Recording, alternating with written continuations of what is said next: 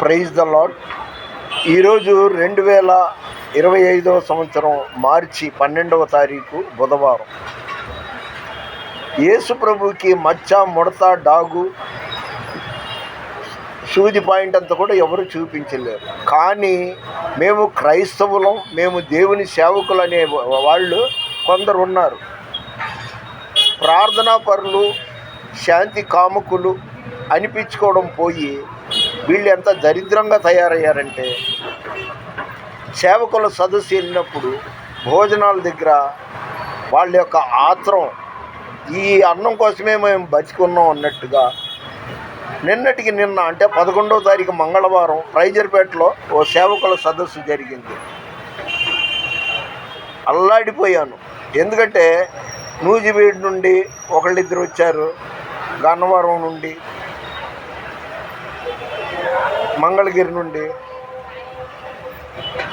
దేవీనగర్, విజయవాడ దేవీనగర్ నుండి. వీళ్ళందరూ ఏంటంటే ఫేక్ సేవకులని నేను బల్లగుద్ది చెప్పగలను. ఆ ఓలాజర్ ఉన్నాడు, యూత్ అంటాడు, కుర్రోడిని అంటాడు, అతనికి 50 ఏళ్ళు, మీసాలకి తలకి రంగేస్తాడు, నంద్యాలో కర్నూలు అతనిది, షుగర్ ఉంది, వయసు ఎంత అని అడిగితే 35, ఎవరైనా తగిన అమ్మాయి దొరికితే పెళ్లి చేసుకుంటాను అన్నాడు. ఒరే క్రైస్తవుడు అనే పేరుకి మీరంతా దరిద్రంగాళ్ళు.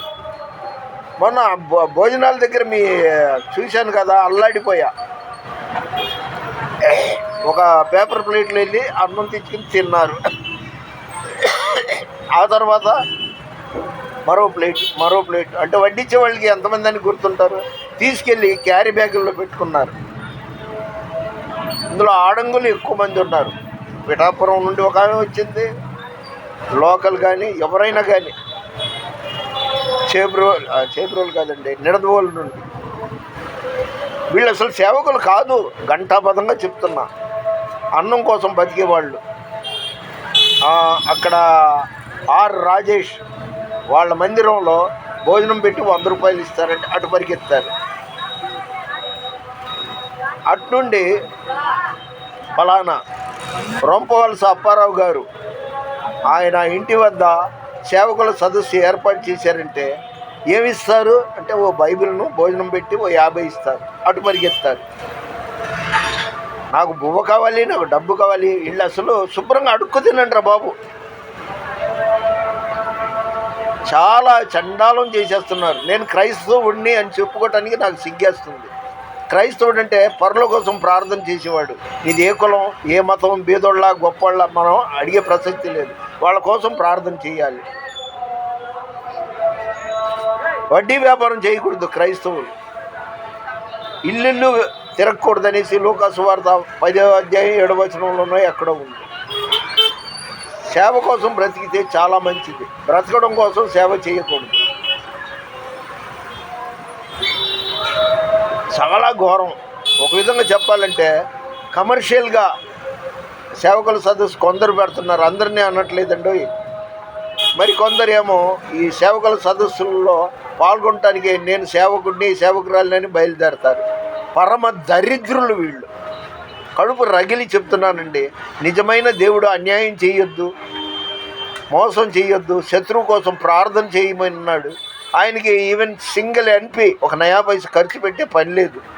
కనీసం అగరవత్తులు కూడా, కొవ్వొత్తులు కూడా వెలిగించకూడదని బైబిల్లో ఉంది. దేవుడు ఆత్మ కనుక ఆత్మతో సత్యంతో ఆరాధించాలి. వీళ్ళు ఎక్కడ ఎవరిస్తారా అనేసి ఊరు వాడంతా తిరుగుతుంటారు.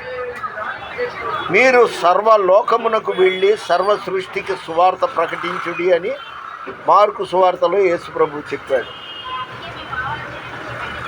అందుకనే ఎవరైనా కానీ ఇకనైనా సరిచేసుకోండి.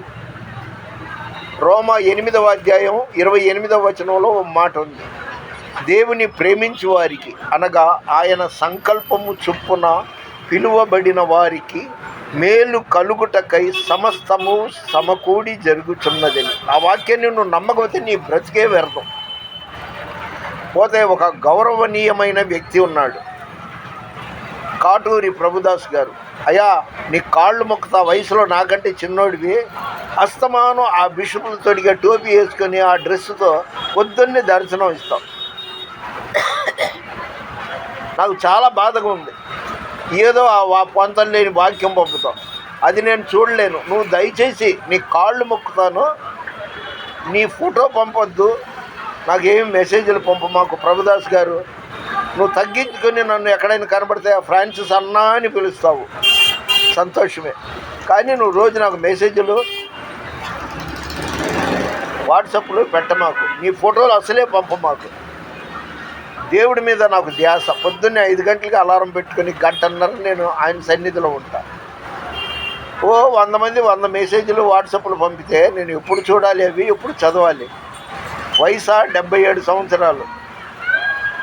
ఆ సుజాత, ఆమె గురించి చెప్పాను కదా, నేను పాపులను పిలువచ్చి తిని కానీ నీతిమంతుల కొరకు రాలేదని యేసు ప్రభు అన్నారు.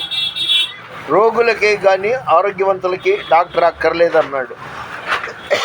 ఆమె మంచి మార్గంలో నడిపించని ఎన్నో సంవత్సరాల నుండి నేను ప్రార్థన చేస్తున్నా. కానీ కుక్కతోక వంకర ఆ సుజాత నిన్న ఆ ప్రైజర్పేటలో జరిగిన మీటింగ్కి వచ్చి, ఎవడో ఆటో ఖాళీగా వెళ్తున్నాడు, ఆటో డ్రైవర్ పిలవగానే వెళ్ళి ఆటో ఎక్కి కూర్చుంది. ఆమె గురించి వీడియో పెట్టాను. ఏది, విజయవాడ ఆర్టీసీ బస్టాండ్లో డీలక్స్ లాంజ్లో సినిమా. దొంగను పట్టుకోవాలంటే దొంగలాగా ప్రవర్తించాలి. దొంగ ఎదురుగా నేను పోలీసు వాడిని అనకూడదు. సరే, సినిమాకి ఇద్దరికి అక్కడ నేను వీడియో తీయగానే ఆమెకు అర్థమైపోయింది, గబగబా వెళ్ళిపోయింది.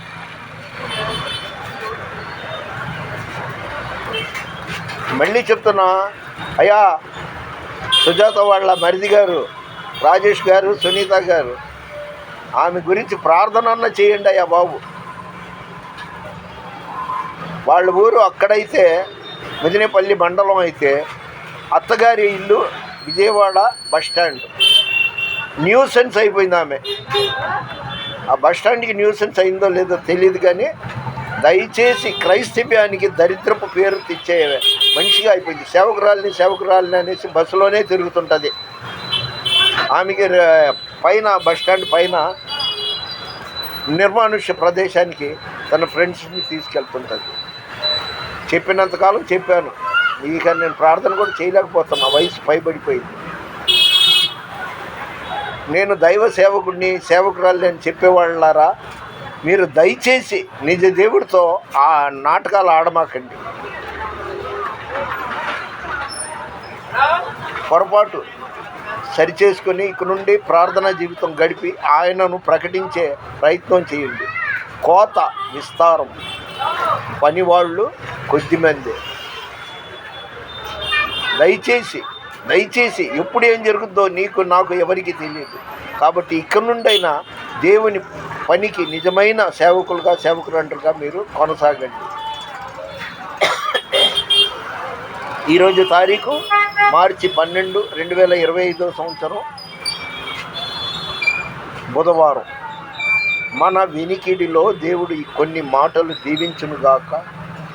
దేవుని పరిచర్యలో మీ రత్నం ఫ్రాన్సిస్, మ్యాన్ ఆఫ్ గాడ్. నిజమైన క్రైస్తవులుగా సేవకులుగా ఉండాలనుకునే వాళ్ళకి యేసు నామములో దీవెనలు అందిస్తున్నాను. God bless you.